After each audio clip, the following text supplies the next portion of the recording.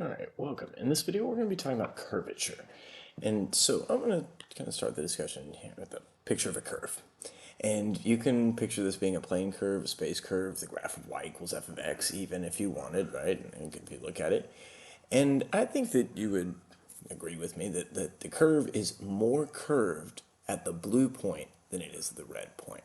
And so we're going to have this idea of like curvature of a curve, and it's going to be a number that expresses how unlinear the curve is. And so if you think about it in the case of like a parametrized curve, we can think of the curvature as kind of like how much the tangent vector is turning or changing each time we move a little bit farther along the curve. Okay, and that's why it's the formula, or one of the formulas we're going to have, which is the curvature, which we use kappa to denote, is going to be the length of the derivative of the unit tangent vector with respect to arc length. Okay, and the reason that is with respect to arc length and not with respect to t is that, you know, if t represents time is a good example, the parametrization with respect to something that's not arc length is going to kind of depend on how fast the object is moving, or the point is moving along the curve with as t increases.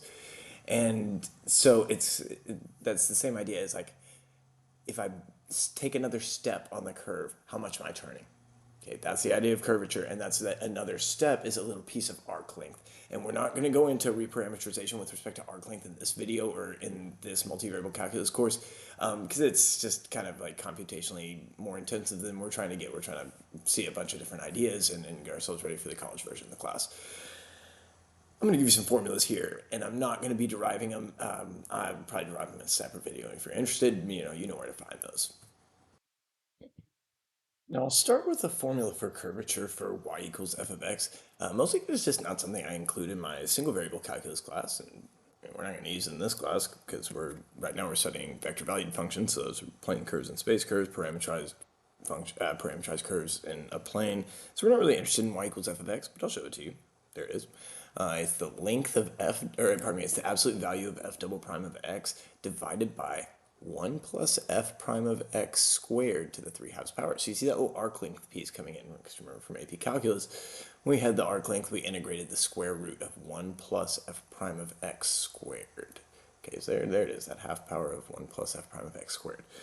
Okay, but then for these parametrized curves, plane curves and space curves, vector valued functions, we've got our idea that it's the length of the derivative of the unit tangent vector with respect to arc length.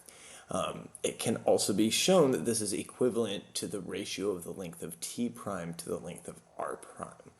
Okay, and I'm not going to be showing that in this video. Okay, the formula we're going to use for a plane curve, which has a two-dimensional output, its graph is in R2 in the xy plane, is going to be kappa equals the absolute value of x prime y double prime minus y prime x double prime divided by x prime squared plus y prime squared to the 3/2 power. Again, you're seeing that arc length piece in the denominator. It's not surprising considering what I was saying earlier. And then for a space curve, we're going to have kappa is the length of r prime crossed with r double prime divided by the length of r prime to the third power. And these are formulas, at least the ones for plane curve and space curve. These are formulas we just need to know, at least for this unit. All right, so let's work a plane curve example and a space curve example. Okay, find the curvature of R at point P. And I think I'm going to do point Q on this one as well. Just kind of just talk about, because you can look and see like, oh, this thing is definitely more curved at point P than it is at point Q. All right, we'll start with point P. The first thing I notice about P is that it looks to me, and I'm not supposed to read too deep into this problem. This is where x is 2 and y is negative 2. Okay, and I wrote that wrong somehow, but that's going to mean that t equals 0. We'll bring in the formula we're going to need, and then I'm going to need to start taking some derivatives. I'm going to need x prime, x double prime, y prime, and y double prime. So I'm just going to go ahead and take those. Okay.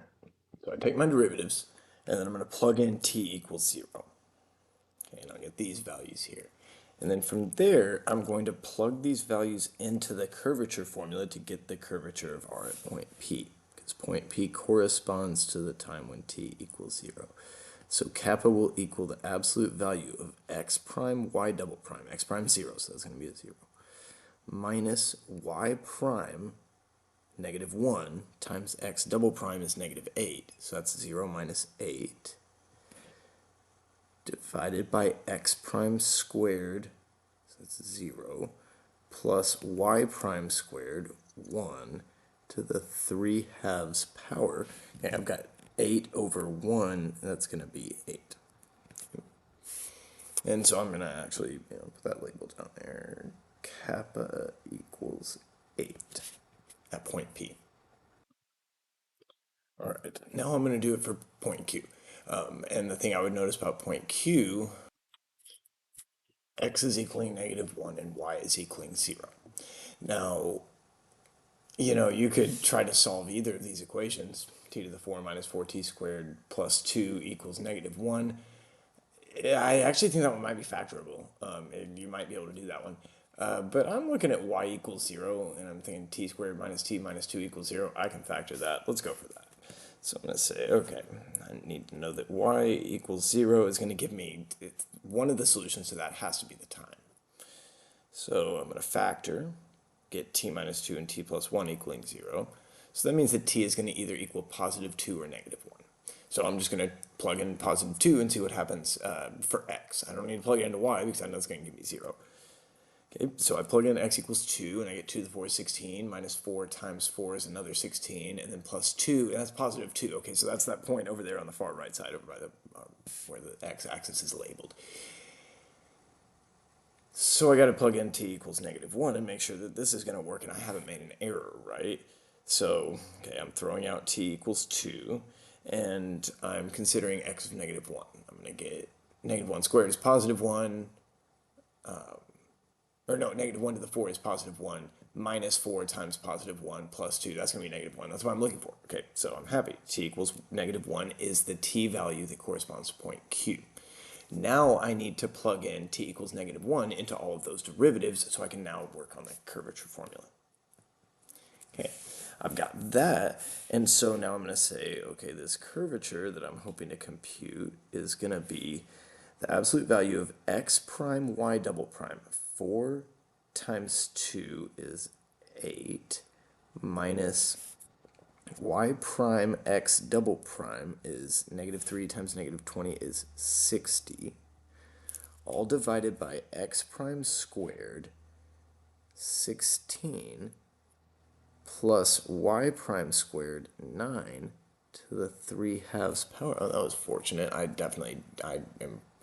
I mean, I guess I can't say definitely, but I'm pretty sure I did not engineer this example to work out that way. But 16 plus 9 to the 3 halves power is something that we're going to be able to take. All right, so I've got 52 over 25 to the 3 halves. Well, 25 to the 3 halves is the square root of 25 cubed. And so arithmetic, I think that's going to be 5 to the 3 is 125. So 52 over 125. And I know that's irreducible because 125 has only powers of 5 in it, and I know 5 does not divide 52. Okay, so message being, we've computed 2 curvatures now on a curve that we can see, 52 over 125. That is a less than 1 number. That's not a very big number for curvature at point Q. And that's not a surprise to me because the curve is clearly less curved at Q than it is at P, where curvature was 8. And so that's a good example of us working with the formula for curvature for a plane curve. Now let's work one that's going in space. Let's find the curvature of a space curve. So consider the space curve f of t equals 2t t squared and negative 1/3 t to the third. So we're going to find the curvature at any time t, and I copied in the relevant formula for 3 dimensions down there below my face. So find the curvature at time t. We're going to use the formula, and we're going to say, okay, we're going to need r prime and r double prime first. Okay, so f prime and f double prime. Let's just go ahead and do that. So f prime of t is going to equal 2t, and negative t squared. Okay. Then f double prime would be 0, 2, and negative 2t. And so I'm going to set up my cross product. And then, okay, all right, that's going to be I times 2t times negative 2t would be negative 4t squared. Subtract negative 2t squared, so it'd be plus 2t squares. Okay, minus j times negative 4t minus 0. And then plus k times 4 minus 0. Right. And so if I'm looking for the... Actually, I might rewrite this. Okay, that cross product is going to be negative 2t squared 4t and positive 4. Okay. So when I take the length of r prime crossed with r double prime, I guess in this case it's f. So if I want to find the length of that vector, I'm going to take the square root of the sum of the squares of each of the components. And then when I do that and kind of collect all the stuff, I'm going to get 4t to the 4 plus 16t squared plus 16. And this is factorable.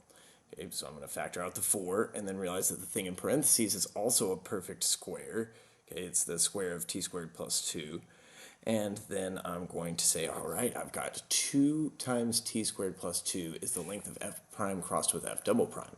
But then we're going to need the length of f prime taken to the third power. So we're going to go take the length of f prime, and that's going to be equal to those things, and then I combine them and I realized that's the same thing. I just took the square root of that, and I got t squared plus 2. And then, I think I've got all the pieces I need to compute the curvature. So I'm going to say here kappa equals, okay, it's the length of f prime crossed with f double prime, so that's 2 times t squared plus 2. I'm going to be dividing by, let's see, t squared plus 2 to the third power.